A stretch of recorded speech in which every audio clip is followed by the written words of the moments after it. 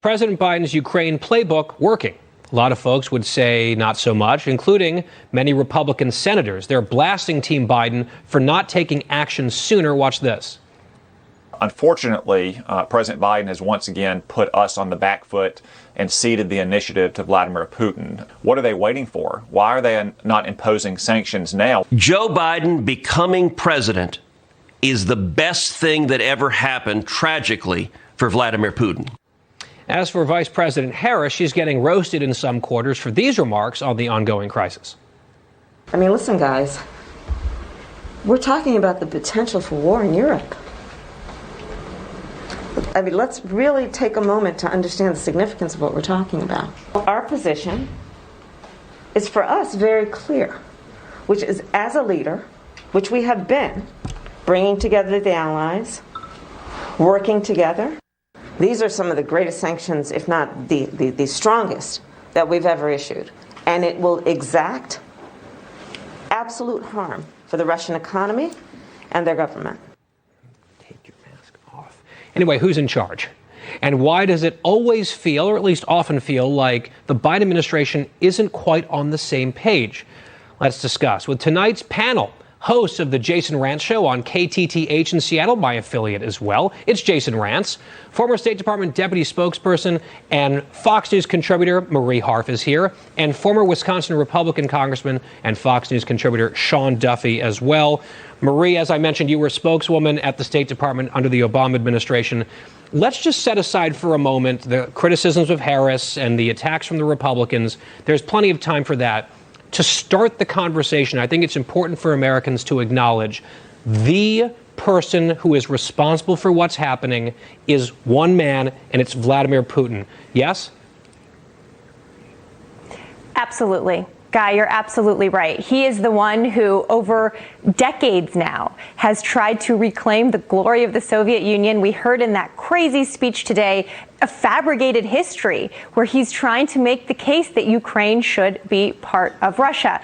And look, I think he and a lot of observers are surprised at how unified the West has become. But the last 24 hours are a turning point, and the West has to be ready now to do things like end the Nord Stream 2 pipeline, put on those sanctions that you heard Vice President Harris talk about, and really shore up our NATO members. You know, as we know, this isn't just about Ukraine. There are NATO members in the Baltic states. We should be on the lookout for Putin, not just looking at these two breakaway republics, not just looking at Kyiv, but we should be concerned about him pushing even further into Eastern Europe. We cannot trust anything he says. Sean, I was watching some of what the vice president said. She's in Munich, and she was saying, on one hand, the sanctions are going to be really tough, and they are a deterrent. They are a successful deterrent. She said, absolutely, against Putin. But we also heard from the president, on Friday, when he said, we believe that Putin has already made the decision to move forward with a military invasion, which would suggest that the deterrent, hasn't worked. That seems a little bit incoherent to me. A little incoherent. Of course it does. So she's saying that these sanctions are going to work. Well, listen, today Putin came out and basically said he's going to annex part of Ukraine. So these sanctions are not doing the job that Kamala Harris and the Biden administration says they're going to do. And when we talk about a weaker platform from the United States and Joe Biden, I mean, when you go after American energy, you decrease supply, you increase prices, that only helps Putin. Or the fact that I think Donald Trump did and Joe Biden could have provided better armaments, high-tech armaments to the Ukrainians so they could fight back with the Russians. They want to fight for themselves. If they had the weapons to fight and inflict pain on Russia, Russia might think twice about what they're going to do with Ukraine. But Joe Biden didn't provide them those weapons. Maybe just think of this guy. Maybe if all the weapons we left in Afghanistan, we had taken those and given them to the Ukrainians, maybe they'd have a shot at winning some of this this war in the coming days. Jason, I think we can agree that the number one culprit here, as I mentioned, is Putin. How much criticism of President Biden and the administration is fair and warranted at this stage? I think any criticism of any leader is fair, especially since we don't exactly know where Putin's going, and we don't know how President Biden and this administration is truly going to react. I agree with the point that actually you had made in your interview with the congressman. I mean, if we basically had the game plan going in, we knew basically what Putin was going to do, why he was doing it, and how he would do it, then what would be the argument to not impose those sanctions earlier? Sanctions, when you put them into place, they don't just happen overnight. The impact isn't felt overnight. And so if we had done this days ago or weeks ago, perhaps Putin would be in a weakened position right now to go ahead and give that ridiculous speech today and move in the way that he's moving. I'm not entirely sure that we want to get too involved. It depends on what the Biden administration plan actually is. And right now, I don't think there is a coherent plan, and I think that's why you're hearing different comments that seem to conflict with each other from this administration. All right, we'll leave it there for now. More on Ukraine still to come, though, later in the program. Well, not to be outdone by Canada, an American trucker convoy now revving up to hit the road. According to organizers of the, quote, People's Convoy on Facebook, around 1,000 trucks are expected to start the drive from California over to D.C. later this week, making their way to the Capitol just in time for President Biden's first State of the Union address next Tuesday. D.C. police are already gearing up for their arrival, limiting time off for officers and installing fencing around the Capitol. But the message behind the movement isn't quite so cut and dry. The American Truckers' Freedom Fund claims the convoy's causes range from repealing COVID mandates to border security to the Keystone Pipeline and even big pharma protests. So not super focused. So what's this all about? Panel's back. Jason Rantz, Marie Harf, Sean Duffy. Sean, what is this all about? Listen, I think this is a pushback on liberal policies, to your point. I don't think that works as well when you're going to do a protest like this. I think they'd be better off sticking to one set of issues. And I think COVID, like the Freedom Convoy in Canada, is a great movement. I mean, the fact that we haven't had debate, there's a lack of faith in the science, that we still have vaccine mandates, we still have mask mandates, and I think there's a level of frustration. And I think a lot of people have lost their voice in pushing back, whether it's on Twitter or on Facebook, to speak their mind. And so this is a way that people can actually be heard. And as long as this is peaceful, and it sounds like it will be, I think that D.C. should allow this protest, this rally to take place, and let the truckers be heard. You know, Marie, I had read a report that these truckers weren't planning to come into D.C. proper. They would just sort of circle around the city on the Beltway. Have we found one way to make Beltway traffic even worse?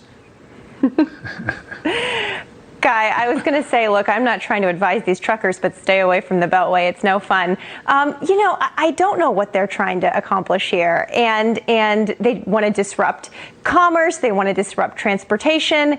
And when it comes to COVID, there's not a lot in the United States that people can't do right now. Sporting events are happening. Restaurants are open, bars are open. Sometimes, like on an airplane, you have to wear a mask. Okay. But we're a pretty open country. We're not really shut down because of COVID. So I think that any support, especially from the conservative side, that these folks may have had when they were in Canada will quickly evaporate if they shut down the city of Washington, D.C. during a major work week, a major week when the State of the Union's happening. Jason, I saw this headline because Marie's making a point about America. Let's talk about Canada just for a second here. AFP headline, here it is. Canada blockades ended, but emergency is not over, Trudeau says. Emergencies can get pretty addictive sometimes for people in power, can't they?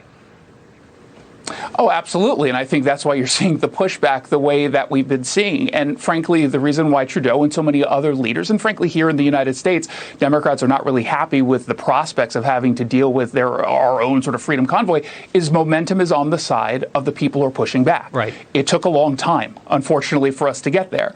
But they fear losing the ability to control folks with these policies that they want to tell us over and over and over again has everything to do with science. No, it doesn't.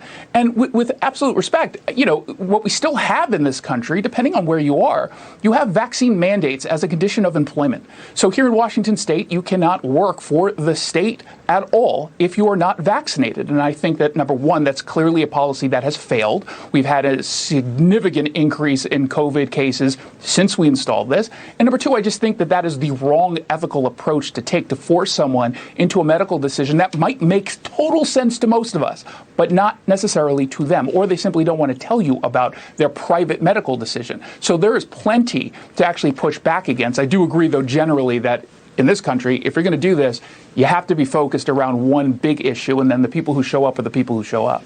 Sean, quickly, I think the creepiest elements of the Canada controversy to me is the doxing of the donors, right? With that list being, leaked and then reported out. And then this seizing or freezing of bank accounts for people who are donating. That's kind of creepy stuff. So, quickly, that's been happening here in the U.S. You see banks and financial institutions using their power to go after political opponents of theirs, whether it's gun dealers or small dollar lenders. And so, again, this is going after protesters in Canada. Again, it's frightening. I think that tool is going to be used not just in Canada, but around the world, including the U.S. And we have to fight back and push back against that, because if you can't use your credit card or your checking account, you can't buy a loaf of bread or a gallon of gas, and unacceptable anywhere. All right, panel, stand by. The fight to get rid of masks in schools still raging, of course, and the standoffs in some cases are getting a little bizarre. At a recent Virginia school board meeting, watch this, a chairwoman stormed out after a parent confronted her with photos of the woman, the chairwoman, maskless in various settings, illustrating hypocrisy at play. Watch. That makes no sense, and it makes all of you a bunch of hypocrites. Here's a picture of you right here on Facebook with a crowd of people. That's it. With no mask on. This is my time, and I don't interrupt you. Here's another picture. No. I'm done. Time is up. When she leaves or I leave. Time is up. Time is up. I'm done. You can't deal with the truth. You don't need to be a school board member. It's not the truth, but that's not the issue. You can have my seat. We're coming for them. All of them. Yikes. As you saw there, the school board member just walks off, after, by the way, demanding that the police show up. Why is anyone defending mask requirements for kids at this point, but not for adults like her? We just saw her. Meanwhile, in San Francisco, 3 school board members were recalled over their horrible pandemic policies and priorities and other related issues. And now, Liberal mayor of that city, London Breed, is siding with the parents. We failed our children. Parents were upset. The city as a whole was upset, and the decision to recall school board members was a result of that. The board neglected their primary responsibility to focus on other things that are important but not as significant as what they were there to do, and that is to educate children. Ooh, she's feeling the spirit once again. So could we see more school board recalls happening across the country? The panel is back. Jason Rantz, Marie Harf, Sean Duffy. Jason, to your point earlier, it does feel like some of the bitter clingers, if you will, on school masking of children are in fact losing, and maybe they realize it. Absolutely. I think when you look at some of these folks who are just being total hypocrites and they get upset when you call them out, those are the ones who I do think like the power. I don't believe everyone who puts in these positions, in these policies, are power hungry. I think it's generally a combination of fear, some of it healthy, some of it unhealthy, and ignorance. But I think in this case, we're talking about folks who would rather the control over the lives of these kids. Let's be clear. The reason why parents are pushing back in this way is because they live with their own kids and they care most deeply about them. And they're seeing how they've changed. They're seeing their emotional reaction to being stuck in what we don't want to become a new normal. And they're sick and tired of it. And guess what? They have access to information, even though maybe the CDC doesn't trust them with this kind of information. But we know about COVID and kids. We know that COVID does not impact kids the same way it impacts adults. And we know that it doesn't make any sense to have almost any kid in a mask right now in a school. So maybe we should start pushing back in a bigger way and hopefully making some more of these recall changes so we can get back to normal. Oh, we've known it for almost 2 years on those points, which I think is what's so frustrating here. Yep. Marie, on the San Francisco story, you had the mayor, who's quite liberal, who is on the side of the parents here. She endorsed the recall. The San Francisco Chronicle editorial board endorsed these recalls. Might this be something of a cautionary tale or a wake-up call for some of the, shall we say, wokest elements of your party? Sure. I think that the school board in San Francisco clearly lost sight of what voters care about, and the results speak for themselves when it came to the recall. But in general, Guy, I think it's a hard time to be on a school board right now. You know, I grew up, my dad was president of my school board when I grew up, and I can't imagine if he had gone to school board meetings and had violent threats lobbed against him, for example. And there are parents who have children who are immunocompromised, who are saying, wait a second, I get this, but what is my kid supposed to do? And some of this really heated, polarized rhetoric isn't helpful to protecting those students. So I think that a lot of the school board rhetoric right now is way out of bounds and way off track. And I do think they need to be responsive and listen to parents. And parents have a responsibility to not be jerks either. Sean, I feel like if you have an immunocompromised kid, then obviously you'll be more concerned and you'll have this heightened worry about what might happen to them, and you might make different choices than other parents would. What frustrates me is not allowing other parents to make those choices for their kids, right? And we saw the video from Virginia. We didn't play all of it. This woman the parent got up there, was showing photographs on her phone. Here you are, member of the board, not wearing masks, and they called the police over to take this woman away. I mean, that degree of arrogance, I think, is deeply off-putting. So, Guy, I was in Congress for 9 years, and I did town halls. I had 26 counties. I did at least one town hall in every county. And Democrats, Marie's party, would come and they'd try to trap me, and they'd bring up pictures, and they would bring up donors. And listen, but I ran for office. And I took their heat and I answered their questions because that was my job as an elected member of Congress. It wasn't always fun, but I signed up for it. And if you run for the school board, you too have the same responsibility to listen to people, to give them a chance to voice their opinion. And this school board wasn't allowing for that. And I think tyranny is contagious. You saw Joe Biden go after the parents who were pushing back on the school board in Virginia. He sucked the DOJ and the FBI on them, calling them domestic terrorists. And so if Joe Biden can do it, why can't that school board member say, listen, cops, I don't like what she's saying.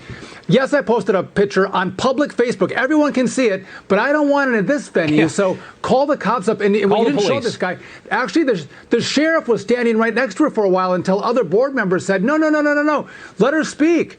But she was going to be removed for showing a picture off of Facebook.